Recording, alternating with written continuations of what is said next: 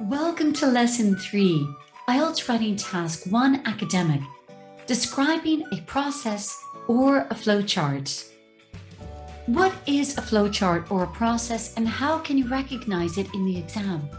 Well, in the IELTS exam, you might see an image or a collection of pictures, a diagram, something like what you can see now on the screen. The pictures show how something is produced or made or created. Reminder on marking: 25% for coherence and cohesion, 25% for task achievement, the same for GRA or grammar, range and accuracy, and 25% for lexical resource or vocabulary. In this video, I'll do the best I can to help you achieve all of these 4 criteria to get a very good band score in IELTS Writing Task 1.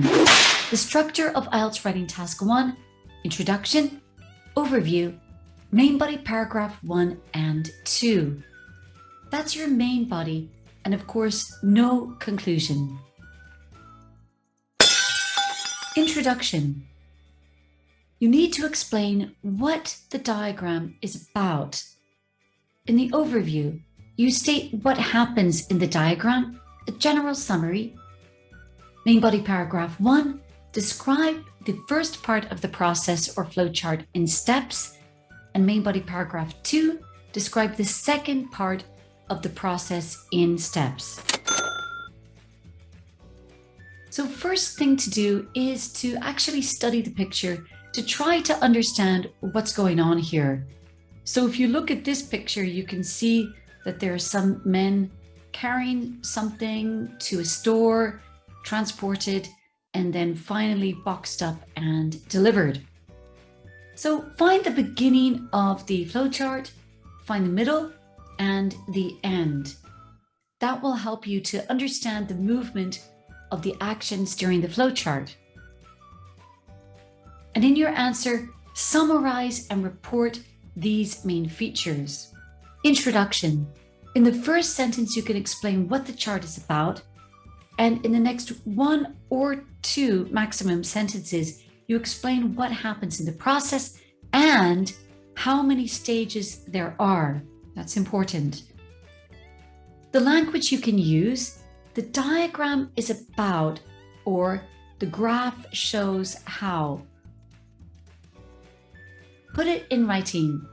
We paraphrase the title of the visual. So our title is this: the diagram is about a production process showing the delivery, production, inspection, and transportation of the final product. How can we paraphrase it? I've written, the graph shows how a product is delivered, manufactured, inspected, packaged, and transported. There are 6 stages in this process. In this case, I've simply paraphrased the title using the passive form to describe the movement of the product. Now the overview. The overview summarizes the process. You don't need to go into detail. Again, just a general summary. There are 7 stages here. What's the beginning? Well, the workers deliver materials to the storage. That's the first part. The middle stage, they're transported, produced, and inspected. And the end, the products are placed in a truck for transportation. Put it in writing. Overall, during the production process, materials are delivered to storage, transported, produced, inspected, and packaged before being delivered to customers. So the overview is introduced with the linker overall. The examiner knows now this is the overview, and it's simply a summary of all the actions that take place. And all actions are summarized very briefly using the passive form. In the main body paragraph, we need to present the main details and features of the flowchart. Let's go through the actions. Now, firstly, workers deliver raw materials to the storage area. Next, the materials are stored in a warehouse or storage area. They are then delivered by internal transport to the production area. In the next stage, the products are manufactured. After that, the products are inspected to ensure they comply with quality standards. Then they are packaged and prepared for delivery. Finally, they are transported by truck to the client. So as you can see, I have gone through every single detail. I haven't left out any information. Here's the final draft, 162 words. So it's a good number of words above the minimum requirement of 150. Grammar range and accuracy. So as you can see in the graph, we've used the passive form a lot. The materials are transported, the products are manufactured, the products are inspected, they are packaged and prepared. Using the passive form, you use is or are in the present with the verb plus ed. We use the passive form to describe the actions where we don't know who did the action.